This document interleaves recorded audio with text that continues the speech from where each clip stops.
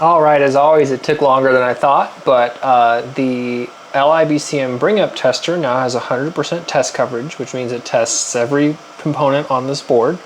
And it does it with itself and some external hardware. I've got 2 external power supplies here, and then I've got just a debug thing. So I'll run through this a few times, and of course we have this one little shuttle board that's basically spoofing all of the high voltage stuff, but at a current limited.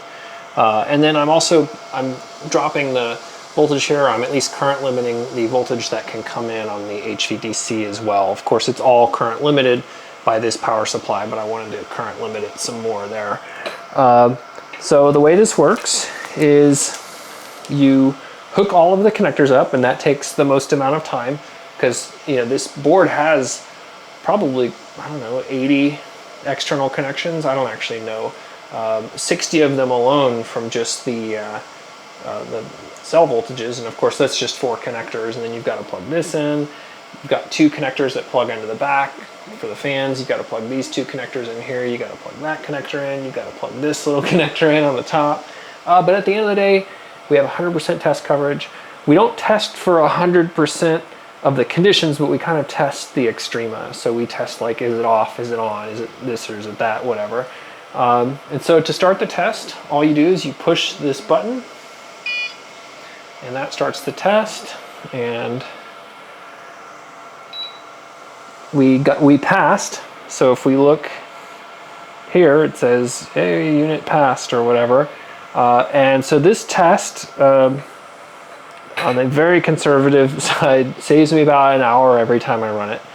Because the way I've been testing these before was to actually put it in a pack and then put the pack into the car, which is manually lugging it in and out of the back. So each PCB I had to take the pack in and take it back out, and if there was anything wrong I had to fix it, then I have to put it back in again. And so now it's all automatic.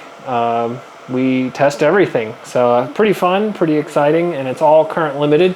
There are some danger elements here.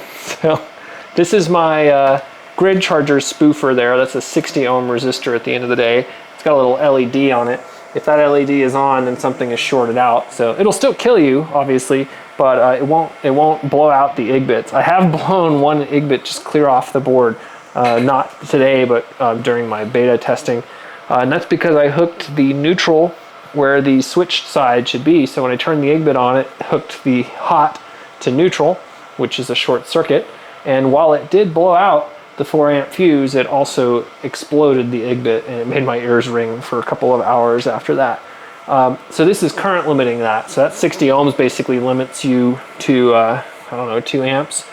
And I also have an additional outboard fuse here. It's a 2 amp fuse, just in case some of these wires get shorted here or whatever, since it is just plugged straight into the wall.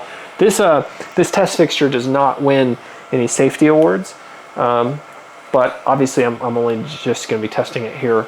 And so anyway, that is the test fixture. Oops, sorry about that. And you can run the test as many times as you want.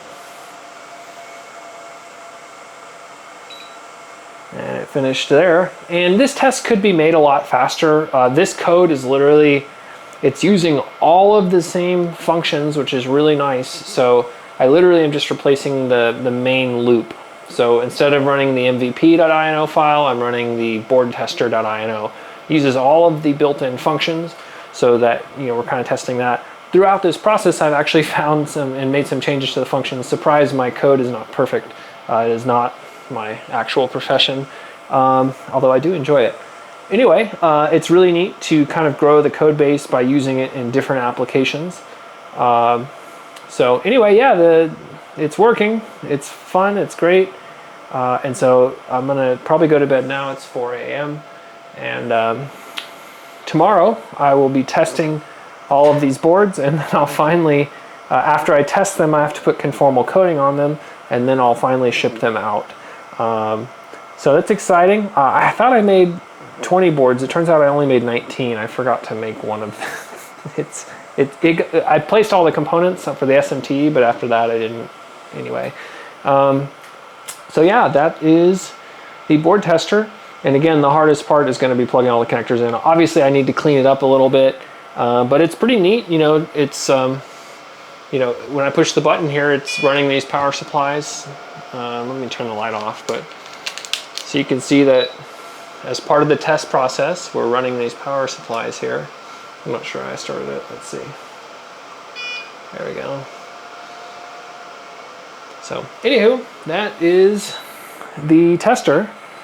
And yeah, so if it passes this, then the only reason it wouldn't work in the car is it gets shipped damaged during shipping, or it's a noise related issue. And I'm thinking I might add a wideband noise generator, you know, just to upset the FCC a little bit. Basically a spark gap, or honestly, electronic staplers are really good spark gap generators, particularly if you open them up and you take the flyback diode off of them. They become really wideband noise generators. I'm not going to do that initially. If there are issues where we're getting noise in the car, I think at this point that's going to be a design issue and not necessarily a PCB to PCB issue.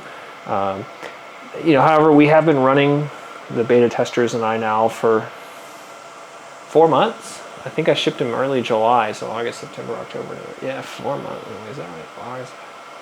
Wow. Okay. Yeah. So it's been 4 months. I don't know what's happened with all the time, but just anyway. Yeah. So as always, thank you for watching this disjointed, unrehearsed video. That's just the way I like to roll. So yep. Have a good day.